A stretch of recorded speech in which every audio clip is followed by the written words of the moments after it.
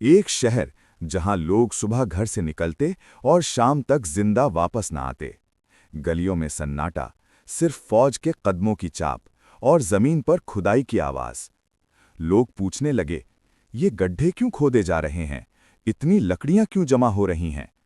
پھر رات ہوتی ہے اور ایک ہی وقت میں 10 جگہ آگ لگا دی جاتی ہے۔ شعلے آسمان کو چھونے لگتے ہیں، دھواں شہر کو نگلنے لگتا ہے، اور تب بادشاہ کی آواز گونجتی ہے، جو اللہ کو رب کہتا ہے اسے ان خائیوں میں پھینک دو۔ ماں بچے کو سینے سے لگا لیتی ہے، بزرگ ٹوٹی ہوئی تسبیح کے ساتھ ہونٹوں سے ذکر کرنے لگتے ہیں، جوانوں کی آنکھوں میں آنسو لیکن سر اونچا، اور قرآن کا ایک لفظ سب کو ہلاک کر دیا گیا، آگ کی خائیوں میں۔ سوال صرف یہ ہے کہ یہ لوگ کون تھے اور اللہ نے ان کا انتقام کیسے لیا؟ اس کا جواب رسول اللہ صلی اللہ علیہ وسلم نے دیا، جو تفسیر ابن کثیر میں آیا ہے۔ یمن کے علاقے میں ایک بادشاہ کی حکومت تھی جس کے پاس سب کچھ تھا، طاقت، فوج، دولت، قانون، لیکن ایک چیز اس کے پاس نہیں تھی: لوگوں کے دل۔ وہ دیکھتا تھا کہ لوگ سجدہ کرتے ہیں لیکن اس کے لیے نہیں، اور اسی طرح اس کے دل میں ایک خیال پیدا ہوا: اگر میں رب ہوں تو لوگ مجھے رب کیوں نہیں کہتے؟ یہیں سے وہ اپنے امتحان میں ناکام ہو گیا۔ تفسیر میں آیا ہے کہ جب بندہ اپنے آپ کو رب سمجھنے لگے تو اللہ اسے دنیا کا سب کچھ دیتا ہے، مگر عقل چھین لیتا ہے۔ ایک دن بادشاہ کے دربار میں اس کا جادوگر کھڑا ہوتا ہے، وہی جادوگر جس کے ذریعے بادشاہ لوگوں کو دھوکہ دیتا تھا، وہی جو سالوں سے شہر کو بے وقوف بنا رہا تھا۔ جادوگر کہتا ہے، بادشاہ، میں بہت بوڑھا ہو چکا ہوں، ہاتھ کانپتے ہیں، ذہن کمزور ہو رہا ہے، میری موت قریب ہے، تو پھر میں کیا کر سکتا ہوں؟ مجھے ایک نوجوان لڑکا چاہیے تاکہ میں اپنا علم اسے سکھا دوں، ورنہ میرے بعد تیرا جادو ختم ہو جائے گا۔ یہ الفاظ سن کر بادشاہ کا چہرہ سخت ہو جاتا ہے۔ اسے جادو چاہیے تھا کیونکہ جادو ہی اس کی طاقت تھی۔ بادشاہ حکم دیتا ہے، شہر کے بچوں میں سے سب سے تیز، سب سے ہوشیار لڑکا ڈھونڈو۔ فوج گلیوں میں پھیل جاتی ہے، بچوں کو بلایا جاتا ہے، سوالات ہوتے ہیں، عقل کو پرکھا جاتا ہے، اور پھر انہیں ایک لڑکا ملتا ہے۔ نہ کوئی نام، نہ کوئی شہرت۔ یہ وہی لڑکا تھا جو کل تک ایک عام شہری تھا اور آج بادشاہ کے جادوگر کا شاگرد بن گیا تھا۔ وہ لڑکا روز صبح جادوگر کے پاس جاتا اور شام کو گھر واپس آ جاتا، لیکن قسمت یہاں ایک نیا موڑ لیتی ہے۔ ایک دن لڑکا راستے سے گزرتا ہے اور ایک بزرگ کو دیکھتا ہے جو لوگوں سے چھپ کر بات کر رہا تھا۔ نہ جادو، نہ طاقت، صرف ایک بات: رب صرف اللہ ہے، وہی اس کائنات کا نظام چلا رہا ہے۔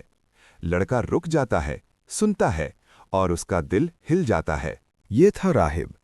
لڑکا اس کے پاس بیٹھ جاتا ہے اور اس کی بات اسے پسند آ جاتی ہے۔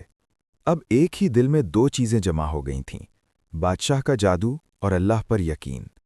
پھر اللہ نے اس لڑکے کے ذریعے وہ کام شروع کیا جو نہ جادوگر کر سکتا تھا نہ بادشاہ۔ ایک دن لڑکا راہب کے پاس بیٹھا ہوا تھا۔ وقت گزر گیا۔ راہب نے کہا، اگر کبھی کوئی پوچھے کہ یہ علم تم نے کہاں سے سیکھا تو میرا نام نہ بتانا۔ لڑکا سمجھ گیا۔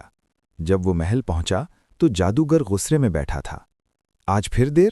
روز بہانہ ہوتا ہے تیرا۔ لڑکا خاموش رہا، نہ سچ بولا نہ جھوٹ، بس دل میں ایک سوال جل رہا تھا: سچ کون سا ہے، راہب کا رب یا جادوگر کا علم؟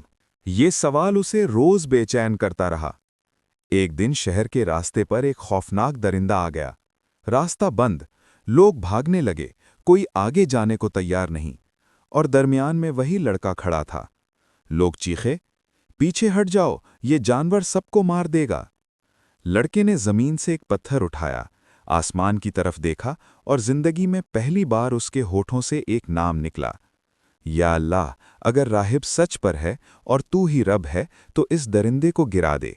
اور اس نے پتھر پھینکا۔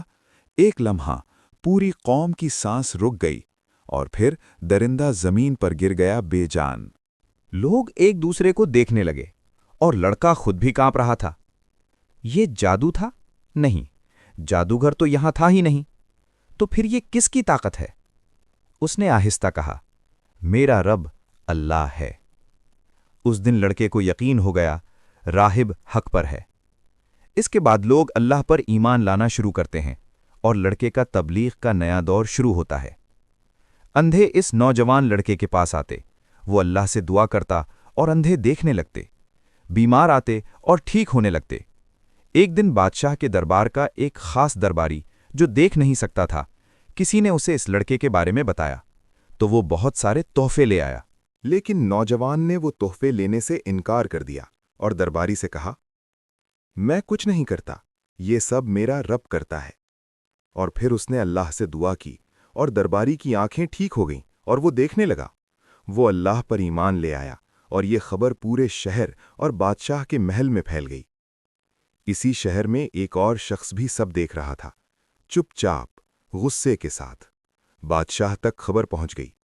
اس نے درباری کو بلایا اور پوچھا، کون ہے وہ جس نے تیری آنکھوں کا علاج کیا؟ درباری نے کہا، وہی جو میرا اور ہم سب کا رب ہے۔ میں ہی تم سب کا رب ہوں۔ بادشاہ نے کہا، نہیں، ہمارا رب اللہ ہے۔ بادشاہ اپنے گھمنڈ میں اندھا رہ گیا اور اس درباری پر سخت ظلم کیا اور پوچھا، کون ہے جو تجھے یہ سب سکھا رہا ہے؟ کافی ظلم برداشت کرنے کے بعد درباری نے لڑکے کا پتہ دے دیا۔ شہر میں ایک لڑکا ہے جو بغیر جادو کے معجزے کرتا ہے، اس لڑکے کو میرے پاس لاؤ۔ لڑکا بادشاہ کے سامنے آتا ہے، نہ ڈر نہ جھکنا، بس سیدھی نظر۔ بادشاہ نے کہا، میں نے سنا ہے تو لوگوں کو شفا دیتا ہے۔ میں کچھ نہیں کرتا، پھر کون کرتا ہے؟ لڑکا کہتا ہے، میرا اللہ یہ سب کرتا ہے۔ بادشاہ غصے میں کہتا ہے، کوئی اللہ نہیں، رب صرف میں ہوں، تو بھی مر جائے گا۔ رب وہ ہے جو شروع سے ہے اور ہمیشہ رہے گا۔ یہ سن کر بادشاہ کا صبر ٹوٹ گیا۔ اس لڑکے پر ظلم کا حکم دیا کہ اس نے یہ توحید کا درس کہاں سے سیکھا۔ کافی تشدد کے بعد لڑکے نے راہب کا پتہ دے دیا۔ راہب کو محل میں لایا گیا اور بادشاہ اسے توحید کو چھوڑنے کا حکم دیتا ہے، لیکن راہب صاف انکار کر دیتا ہے اور بادشاہ ایک آری سے اس کے 2 ٹکڑے کروا دیتا ہے۔ پھر لڑکے سے پوچھتا ہے، لیکن لڑکا بھی صاف انکار کر دیتا ہے۔ بادشاہ غصے میں بے حال۔ سپاہی لڑکے کو پہاڑ پر لے جاتے ہیں، کہتے ہیں، بادشاہ نے کہا ہے زندہ واپس نہیں آنا چاہیے، یہاں سے گرے تو لاش بھی نہیں ملے گی۔ آخر وہ پہاڑ کی چوٹی پر پہنچ جاتے ہیں۔ لڑکے نے دعا کی، یا اللہ تو کافی ہے۔ سپاہی دھکا دیتے ہیں اور اسی لمحے زمین ہل جاتی ہے، پہاڑ کا دامن پھسلتا ہے، ایک کے بعد ایک سپاہی چیختے ہوئے گر جاتے ہیں۔ دھواں، پتھر، آوازیں، اور جب سب کچھ رکتا ہے، صرف لڑکا کھڑا ہوتا ہے، زندہ، اکیلا، بالکل ٹھیک۔ دربار کے دروازے کھلتے ہیں، وہی لڑکا پھر سے اندر آتا ہے۔ تو بچ گیا، اسے لے جاؤ اور سمندر میں ڈبو دو۔ لڑکے نے دعا کی، لہریں اٹھیں، کشتی الٹی، سپاہی ڈوب گئے اور لڑکا پھر سے تیسری بار زندہ واپس آیا۔ بادشاہ نے سمجھ لیا یہ لڑکا عام نہیں ہے۔ لڑکے نے بادشاہ کو دیکھا اور کہا، تو مجھے نہیں مار سکتا جب تک سب کے سامنے یہ نہ پڑھ کر تیر نہ چلاؤ، اس لڑکے کے رب اللہ کے نام سے۔ بادشاہ نے وہی کیا، ہوا رکی، پرندے بھی خاموش، پھر تیر سیدھا ماتھے پر لگا، خون کا ایک قطرہ، اور وہ لڑکا شہید ہو گیا۔ پھر ایک آواز گونجی، ہم لڑکے کے رب پر ایمان لائے، ہم لڑکے کے رب پر ایمان لائے۔ پورا میدان گونج اٹھا، ایمان لائے۔ بادشاہ کا چہرہ سفید، سب کچھ جلا دوں گا، زمین کھودو اور انہیں آگ سے بھر دو۔ بادشاہ کا ظلم جاگ گیا، اب اس کا دشمن ایک لڑکا نہیں، پوری قوم تھی۔ سپاہی زمین کو کھودنے لگے، اتنے گہرے کہ نیچے اندھیرا ہی اندھیرا، لکڑیاں، تیل، سب ڈالا جا رہا تھا، اور پھر آگ۔ شعلے آسمان کو چھونے لگے، دھواں شہر کو نگلنے لگا، زمین لال ہو چکی تھی۔ سپاہی سب لوگوں کو آگ میں ڈالنے کے لیے جمع ہونے لگے۔ جو اللہ کو رب کہتا ہے اسے ان خائیوں میں پھینک دو۔ ایک بزرگ لرزتے ہاتھ سے بولتا ہے، میرا جسم کمزور ہے لیکن میرا رب طاقتور ہے۔ ایک ماں اپنے بچے کے ساتھ رکی، بچہ بولا، اٹھو امی، صبر کرو، آپ حق پر ہو۔ اور اسی لمحے ماں کے دل میں اللہ کا نور آ گیا اور دونوں آگ میں کود گئے۔ پھر زمین لرزتی ہے، تیز آندھی چلتی ہے، دھواں شہر کی طرف مڑتا ہے، آگ کو ہوا ملتی ہے اور شعلے طوفان بن جاتے ہیں۔ لکڑیاں اڑ کر بادشاہ اور سپاہیوں کی طرف جاتی ہیں۔ کھائی کے کنارے بیٹھے سپاہی ایک پل میں جل جاتے ہیں، صرف آگ کا گھیرا۔ وہی آگ جو مومنین کے لیے امتحان تھی، اب ظالموں کی قبر بن چکی تھی۔ بادشاہ چیختا ہے، لیکن آواز دھوئیں میں گم ہو جاتی ہے، اور وہ بھی اسی آگ کا شکار ہو جاتا ہے۔ چند لمحوں میں بادشاہ، مشیر اور ساری لشکر سب راکھ ہو گئے۔ آج بھی دنیا جل رہی ہے، کبھی دھماکہ، کبھی بھوک، کبھی جھوٹا قانون، کبھی خاموش قتل۔ ہر ظالم سمجھتا ہے کہ وہ بچ گیا، اور موت کے وقت کو بھول جاتا ہے۔ اللہ کے سامنے نہ فوج ہوتی ہے، نہ میڈیا، نہ طاقت، صرف حساب۔ کیا آج اس ظلم کے دور میں بھی کوئی ہے جو حق کے راستے پر کھڑا ہے؟